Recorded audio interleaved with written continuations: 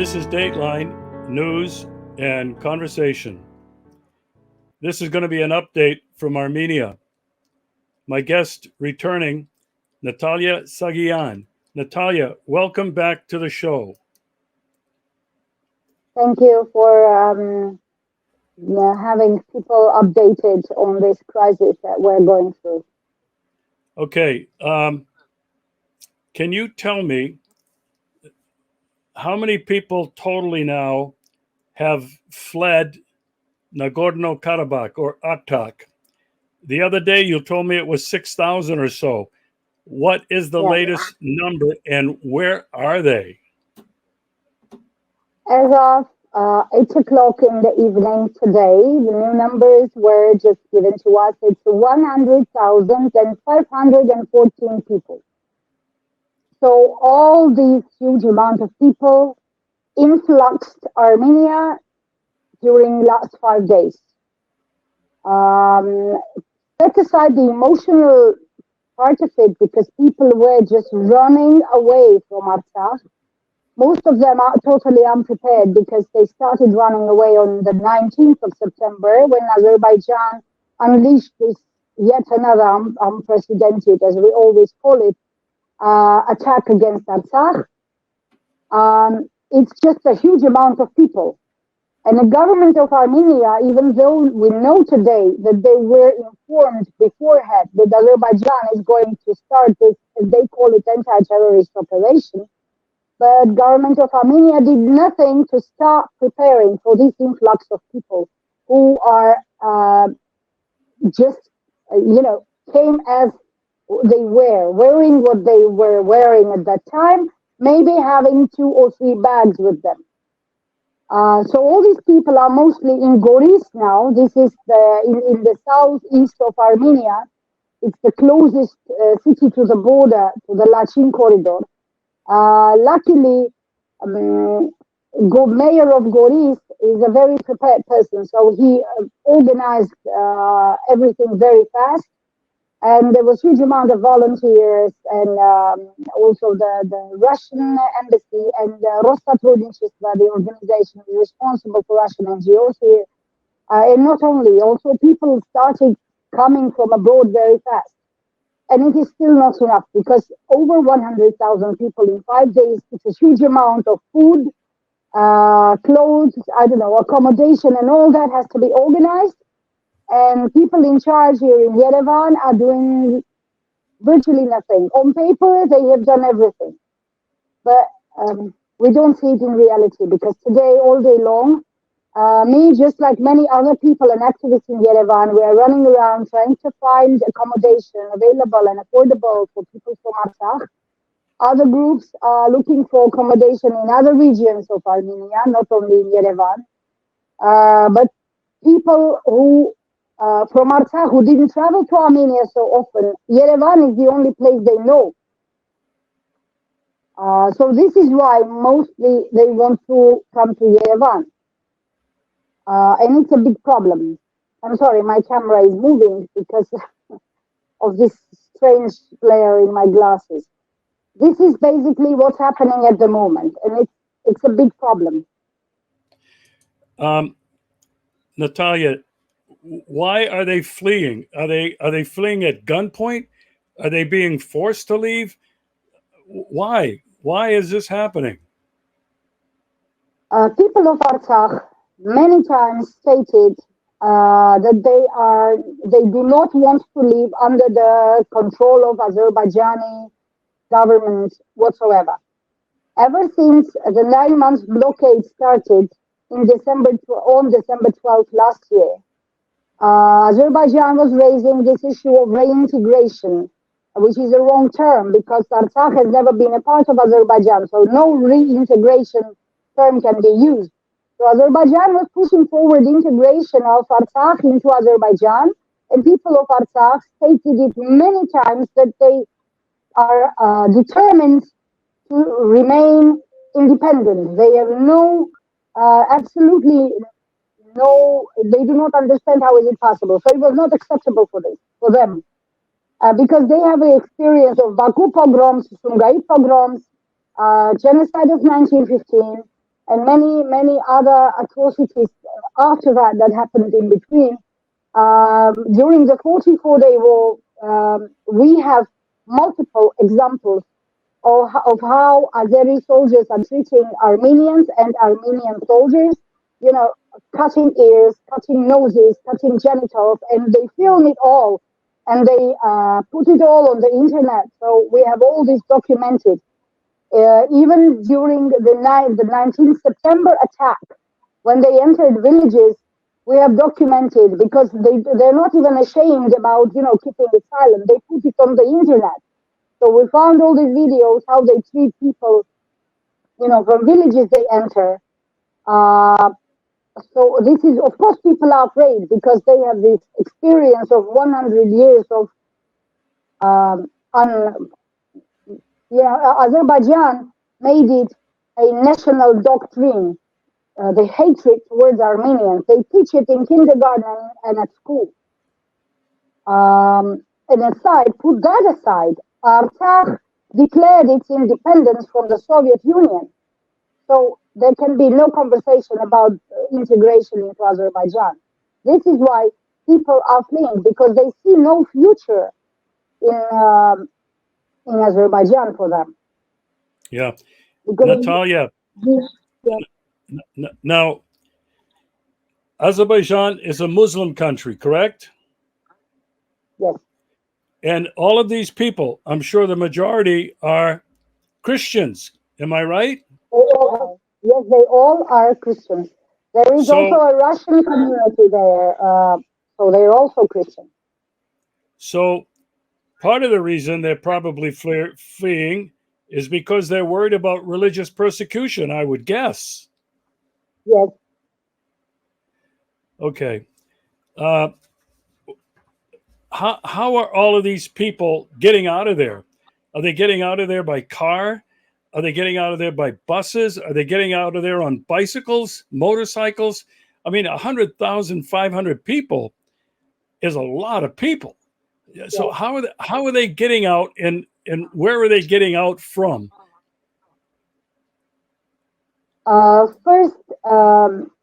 First transport was organized by Russian peacekeepers. Big thank you to them.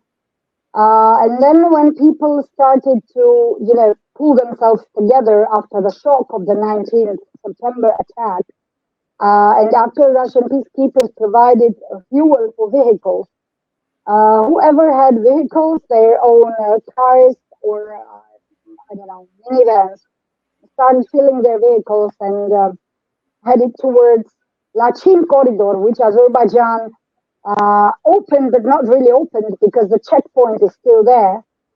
So they're checking the vehicles and they're humiliating Armenians. There's a very big pressure because of this attitude. They can randomly stop cars, and we have the videos, and ask everybody to get off the car to download everything, whatever they carry with them, poke the bags, and I don't know what are they searching for, and then say, okay, you can put it all back and, head to. So this humiliating and stressful situation on top of everything. After that, Yerevan municipality sent 40 to 60 big buses to there, so that the buses can transport people from Stepanakert to Goris. Large group of people was transported today from Stepanakert Square, because these were people who lived in villages of Artsakh, and because Azerbaijan cut down all the mobile communication immediately, people could not get information. They did not have internet, they did not have mobile phones. So all they could do, and of course in the faraway villages, in the countryside, they did not have fuel. So they had to walk, or I don't know, whoever had a horse could use the horse or donkey, whatever, to come to Stepanakert. And only there they could get information from Russian peacekeepers that there are buses on the main square, and you can take a bus and go to Goris. This is the situation. So I heard there had been some violence that the Azeris at the checkpoint had been pulling certain people out and accusing them of being terrorists or something. Is that true? Yes, yes, it's true. Several military servants, if I can say so, people of a significant age who participated in the first Artsakh War, 1992-94, when Armenians liberated Artsakh. They are all listed by Azerbaijan as war criminals, as terrorists, separatists, and some of them are even charged of financing terrorists, which is a very serious charge. And several people, several very, very serious figures of Artsakh government and ex-ministers of defense were basically kidnapped from the checkpoint, and they are already in Baku being charged, and we don't know whatever is going to happen to them. Also, one person, David Babayan, who actually never held any military position. He's been a minister of foreign affairs. Then he was working at the administration of President of Republic of Artsakh. He has also been arrested at the checkpoint. So as we can see, it's a problem. I mean, Azeris are doing everything to, I don't know how to describe it. It's not just humiliating. It's a deliberate act of violence. You know, it's not enough that you have forced over 100,000 people to leave the houses that their grandparents built there. That is not enough for you. You also want to destroy the faith of people of Artsakh. I don't know. This is what Azeris do, because yes, many people have been arrested. Also, Ruben Vartanyan, the philanthropist, the Forbes millionaire, some say even billionaire, was a big friend of now King Charles already, who was hosted at the Buckingham Palace many, many times. And he's now in Baku. But what is the remarkable thing is he was only allowed to see one person. That's the ambassador of the United States in Azerbaijan. Just for your information. Okay. I want to remind people, or to inform people who don't know, this has been going on longer than just these recent wars in recent history. I think it was 1917, 1918, the Ottoman Empire, the Turks, committed a genocide on the people of Armenia. And so, I mean, I think people need to realize that this is not something that's new. This is something that is 100 years old, more than that, and even centuries old.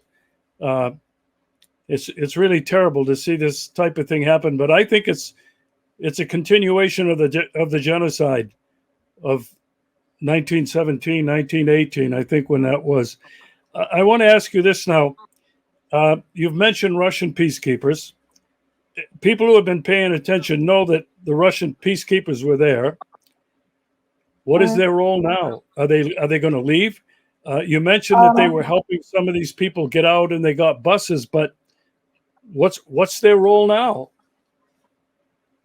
It's a good question, because there are several hundreds of people left in Artsakh, most of them holding positions like the president, and other people who still hold state position in Artsakh, and some people who just do not want to leave for whatever reason. So today I saw in the news that Russian peacekeepers are supplying flour for the bakery in Stepanakert, because obviously if these people are still there, then they need bread and many other things. The mandate of Russian peacekeepers is till 2025. But ever since Nikole Pashinyan recognized Artsakh within Azerbaijan, mandate of Russian peacekeepers is very questionable. And now when there are very few Armenians left, and they will probably leave before the 1st of January, because the president of Artsakh already signed a paper about abolishment of the Republic of Artsakh. So on the 1st of January 2024, Republic of Artsakh will cease to exist, according to this paper, which is not a legitimate paper. In fact, I spoke to lawyers and even to judges of the Constitutional Court of Armenia, and this paper has no legitimate power, but Azerbaijan insisted on him signing it, so he signed it. Because all these people who remain in Artsakh, they are actually being held hostage because Azeris are already in Stepanakert. And today they hosted a UN mission there, which we will refer to later. So peacekeepers are now providing the security of those who remain. But when these people leave, it will be a big question. What are they doing there? But this is already the concern of Moscow, because if there are no Armenians there, no people, no problem. And Azerbaijan has a legitimate reason to just invite them out. And today, position of Moscow is very.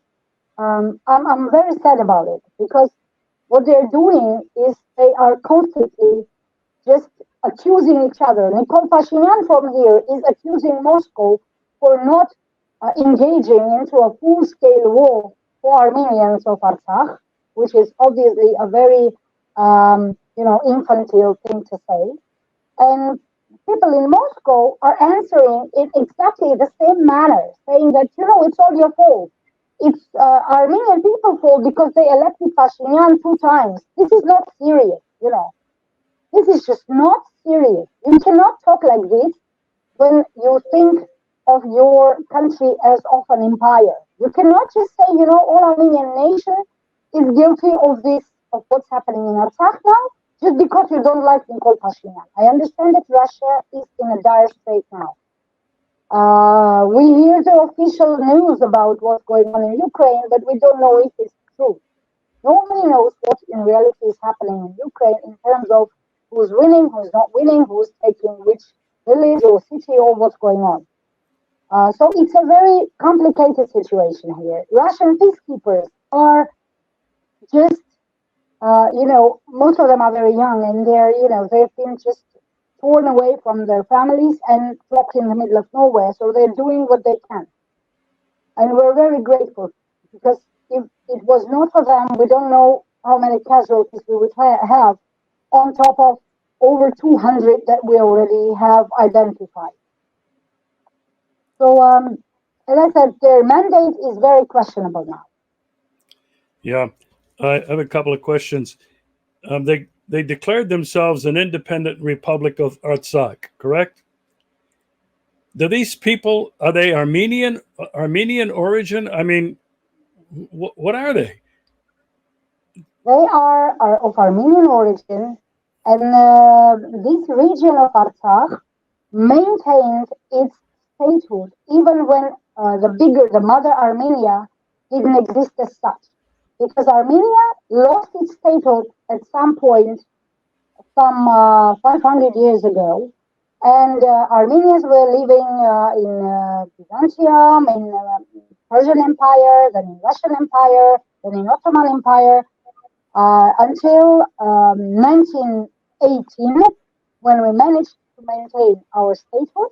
But Artsakh, kingdom of Artsakh, sometimes it was not a kingdom, it was just small kingdoms. It maintained its statehood during the entire 400, 500 years that Mother Armenia didn't have a state.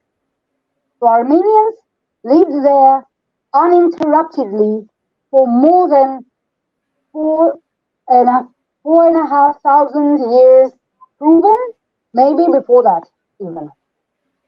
We have monasteries there that are over 1,000 years old, and now they're all under threat of destruction by Azeris because they say they either just demolish it all or they say these are Albanian churches. What Albanian churches?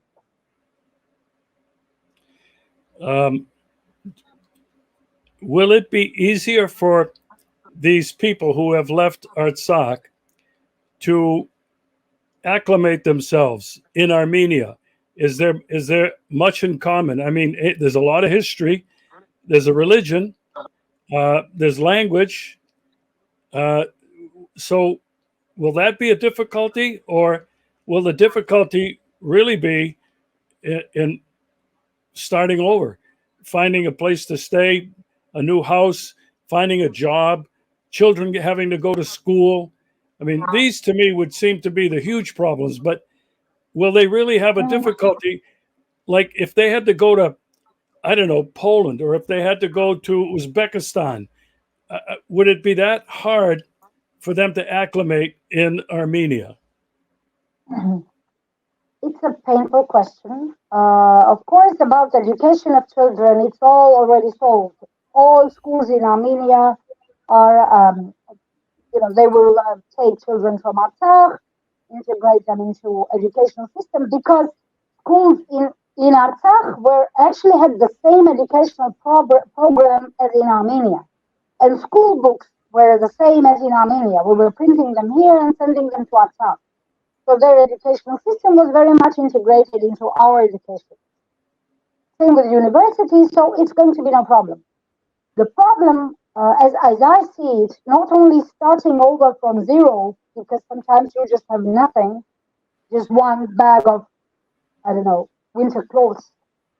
The problem is that Nikole Pashinyan's administration unleashed indeed an unprecedented hate campaign against people of Artsakh within these last 6 days, because Nikole Pashinyan is very much afraid of people from Artsakh, because of this 100,000, when they settle down in a week or two, in maybe 1 month, they will clearly express their position and say that Nikole Pashinyan is the person who actually surrendered and abandoned Artsakh with his stupid statements, which are, in fact, they're not stupid. They are part of a program. This is what Nikole Pashinyan was brought to power for by his Western puppet masters. One part of this plan was also to surrender Artsakh. And this is why he's very. What is happening now on Facebook, in Armenian segment of Facebook, is just horrible. These people are threatening people from Artsakh. They are, making up stories about refugees who come to Yerevan and do horrible things here, which is totally not true. But what they want to do is to create this atmosphere of hate, so that people of Artsakh just leave to Russia, to wherever.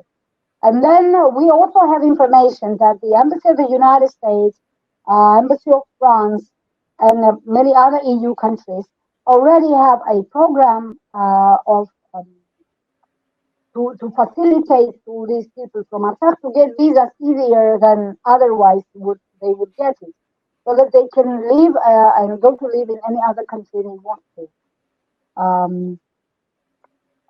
They've written about it and they've spoken about it, officials from the embassy. So I'm thinking that these people are really facing a lot of problems because again, Nikole Pashinyan he's been blaming people from Artsakh ever since he started his journalist career. Because the second and the third president of Armenia were from Artsakh. This is why Nikole Pashinyan's target for his hatred have always been people from Artsakh. And this is a big problem today in Armenia, because we not only try to help those who lost everything and came to Armenia, but we're also fighting this information war that was generated against these people who fled from Artsakh and lost everything. Natalia, we spoke in the previous shows just this past week about very large demonstrations in Yerevan. Are they continuing? No, because opposition is not united, because certain actors within opposition obviously work towards putting the flame down and doing things which people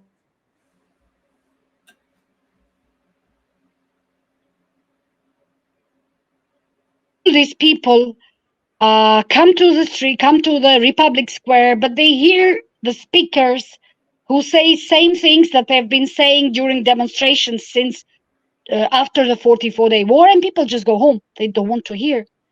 So no, it's a big problem. Wow. I want to ask you this final question. Yes. I read something where Turkey, Erdogan, wants a piece of real estate. What are his intentions? What is Turkey's intentions? Because they support Azerbaijan, but what is it that they really want? They want a corridor from Azerbaijan to Nakhichevan, which is an exclave of Azerbaijan that has a direct border with Turkey. Well, a little piece of border, but still. But in reality, they want this corridor to be an exterritorial corridor so that Armenia has no control over it. And this will totally cut off the southeastern part of Armenia, Syunik, where we have lots of mines rich with gold and copper and many other things. And they would have this corridor to unite, to join.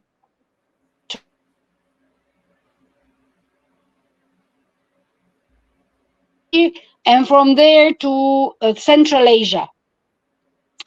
And Turkey never actually hid, well, Erdogan never hid his intentions to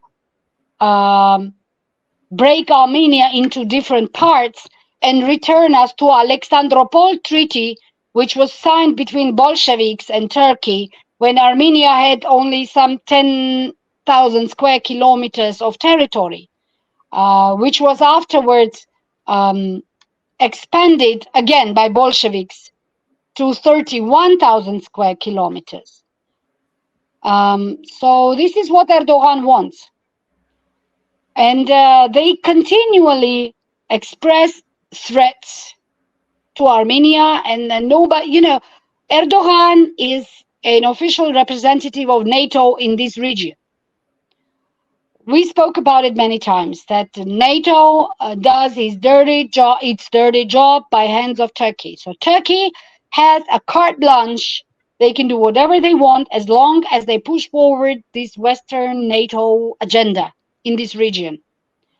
They did it in Syria, they did it in Iraq, in Libya, anywhere real Westerners didn't want to engage by themselves. They did it through Turkey.